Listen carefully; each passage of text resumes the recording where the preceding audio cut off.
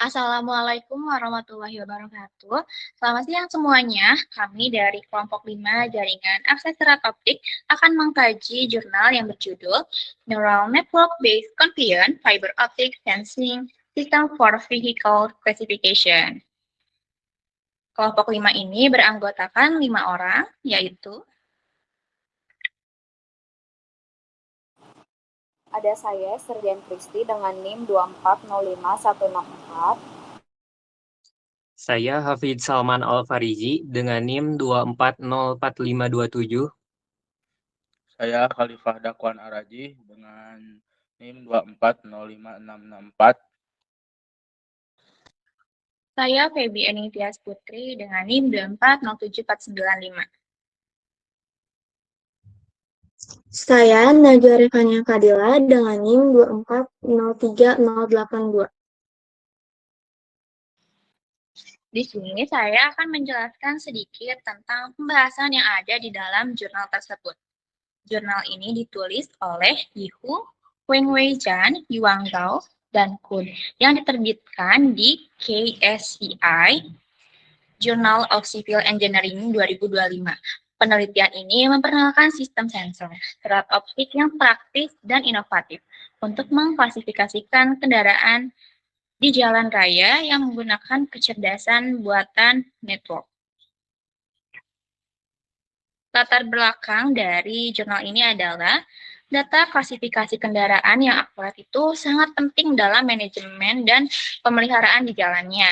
Informasi ini digunakan untuk yang pertama menentukan tingkat kerusakan jalan, yang kedua itu mengatur perencanaan transportasi, ketiga mendukung sistem monitoring lalu lintas. Seiring berkembangnya teknologi, sistem klasifikasi kendaraan otomatis menjadi solusi yang lebih efisiensi dibandingkan metode manual. Salah satunya teknologi yang dikembangkan adalah sistem berbasis fiber optik, sensing yang mampu mendeteksi kendaraan tanpa mengganggu lalu lintas. Selain itu, penggunaan neural network ini memungkinkan proses klasifikasi menjadi lebih akurat dan cepat karena mampu mengenali pola dari data kendaraan. Permasalahannya yaitu meskipun penting, terdapat beberapa kendala dalam sistem klasifikasinya, yaitu instalasi sensor yang rumit, banyak sistem yang membutuhkan pemasangan di dalam jalan yang dapat mengganggu lalu lintas, biaya yang tinggi, teknologi konvensional yang seringkali mahal dalam pemasangan dan perawatannya, kesulitan dalam membedakan jenis kendaraan, terutama mobil penumpang, truk 2 sumbu yang memiliki karakteristik yang mirip. Keterbatasan akurasi sistem sebelumnya ini dan sistem lama belum mampu memberikan hasil klasifikasi yang optimal. Selanjutnya komponen sistem. Jadi sistem ini ada beberapa komponen utama. Yang pertama yaitu sensor serat optik. Ini yang dipasang langsung di permukaan jalan yang tugasnya mendeteksi tekanan dari roda kendaraan yang lewat. Terus ada sumber laser yang memancarkan cahaya stabil ke dalam sistem. Lalu cahayanya dipecah sama bit filter jadi 2 jalur. Salah satu jalurnya masuk ke sensor yang tadi. Nah, begitu ada perubahan sinyal, fotodetektor nangkep dan mengubahnya jadi sinyal listrik. Sinyal itu langsung diolah oleh komputer industri secara real time. Dan terakhir, kamera fungsinya buat verifikasi kendaraan apa yang sebenarnya lewat. Next. Cara pemasangan. Sensor ditempelkan di permukaan jalan menggunakan perekat khusus sehingga tidak perlu merusak atau merumaki jalan, dan pemasangannya tidak lama, kurang dari 3 menit tanpa mengganggu lalu lintas.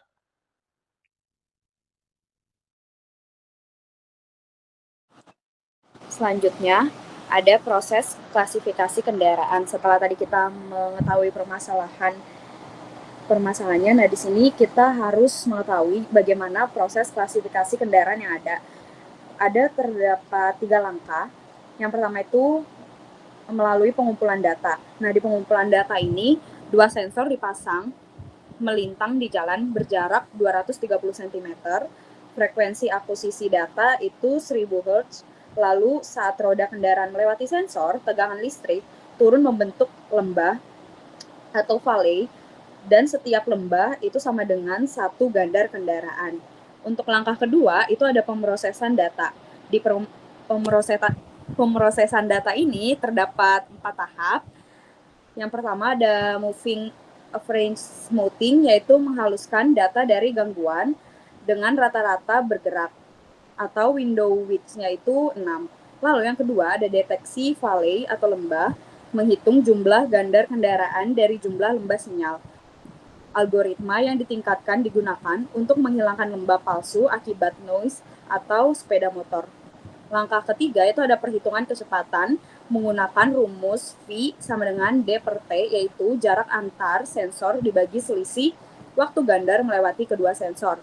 Untuk langkah keempat itu ada perhitungan jarak gandar, yaitu menggunakan kecepatan yang sudah dihitung untuk menentukan jarak antar gandar kendaraan.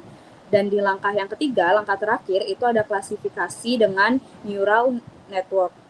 Nah, di model neural ini ada 3 lapis dikembangkan dengan input layer, yaitu 13 node, terdapat jarak gandar, kecepatan, jumlah gandar, faktor beban gandar.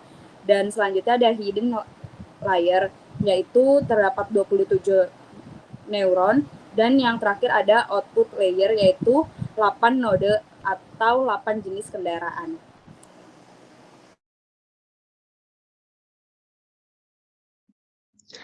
Selanjutnya yaitu ada kategori kendaraan yang diklasifikasikan. Kelas pertama yaitu ada jenis kendaraan mobil 2 gandar atau passenger car. Kendaraan penumpang biasa dengan 2 sumbu roda. Yang kedua ada kelas 2, truk dan bus 2 gandar atau truk dan bus berukuran kecil sampai sedang dengan 2 sumbu gandar.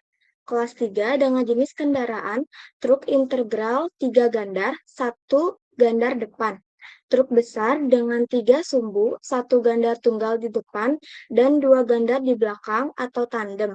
Biasa digunakan untuk angkutan barang jarak menengah. Kelas keempat ada truk integral 3 gandar, 2 gandar depan. Truk besar dengan 3 sumbu, 2 gandar di depan atau setir, dan 1 gandar tunggal di belakang. Konfigurasi ini memberi keseimbangan bobot yang lebih baik di bagian depan. Kelas 5, yaitu ada truk integral 4 gandar. Truk berkapasitas besar dengan 4 sumbu roda tanpa gandeng trail, mampu membawa muatan sangat berat dan sering digunakan untuk konstruksi atau industri. Kelas ke-6 ada truk semi-trail 4 gandar. Truk gandeng atau kepala plus trail dengan total 4 sumbu. Trail membawa sebagian besar beban sehingga kapasitas angkut jauh lebih besar dari truk biasa. Kelas 7, jenis kendaraan truk semi-trail 5 gandar. Truk gandeng besar dengan 5 sumbu roda. Konfigurasi ini umum digunakan untuk mengangkut logistik jika jauh karena mampu mendistribusikan beban lebih merata. Jenis kelas yang ke-8 dan jenis kendaraan truk semi-trail 6 gandar. Truk gandeng terbesar dengan 6 sumbu roda. Ini adalah kendaraan paling berat yang diklasifikasikan dan memberikan dampak terbesar terhadap kerusakan permukaan jalan. Klasifikasi ini disusun berdasarkan jumlah gandar atau sumbu roda dan jenis kendaraan sesuai spesifikasi yang berlaku. Semakin banyak gandar, semakin berat kendaraan dan semakin besar dampaknya terhadap kerusakan jalan. Boleh di next. Hasil dan akurasi. Pengujian dilakukan selama 12 jam dengan 1040 kendaraan yang terdeteksi. Kelas 1, mobil 2 gandar. Akurasi tanpa faktor beban 98,9%. Akurasi dengan faktor bebannya 100%. Kelas 2, truk 2 gandar. Akurasi tanpa faktor bebannya 97%, sedangkan akurasi dengan faktor bebannya 93,5%. Kelas 3 sampai kelas 8, akurasi tanpa faktor bebannya 100% dan akurasi dengan faktor bebannya pun sama 100%. Total 98,1% dan akurasi dengan faktor bebannya 99,4%. Di sini bisa dilihat bahwa peningkatan akurasi kelas 1 meningkat 1,1% dan peningkatan akurasi kelas 2 yaitu 6,5%. Mengapa akurasi kelas 2 lebih rendah? Karena kelas 2 atau truk dan bus dua gandar lebih sulit dikendalikan karena secara fisik sangat mirip dengan kelas 1, mobil dua gandar.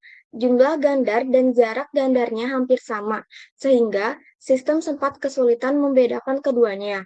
Solusinya adalah dengan menambahkan faktor beban gandar atau Alex load factor, yaitu data seberapa besar tekanan yang diberikan setiap gandar ke sensor, karena truk jelas lebih berat dari mobil.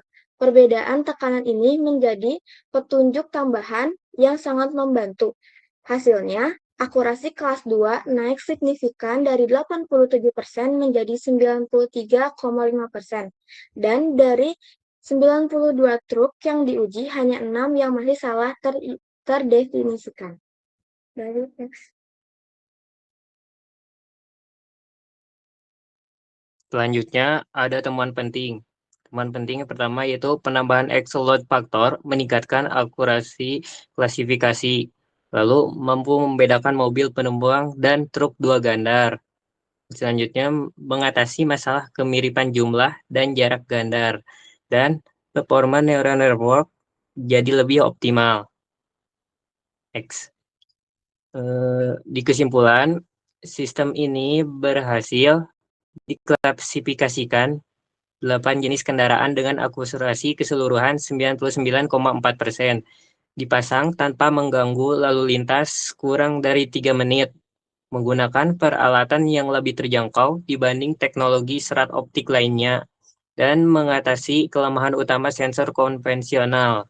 Lalu, untuk rencana penelitian ke depannya meliputi pengujian di jalan multijalur, peningkatan daya tahan sensor jangka panjang, dan eksplorasi penerapan untuk desain jalan serta deteksi kendaraan overload secara real-time.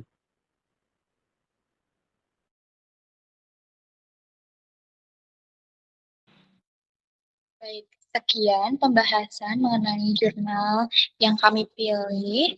Mohon maaf apabila ada kesalahan dalam berucap maupun perwakilan yang kurang berkenan. Terima kasih. Wassalamualaikum warahmatullahi wabarakatuh.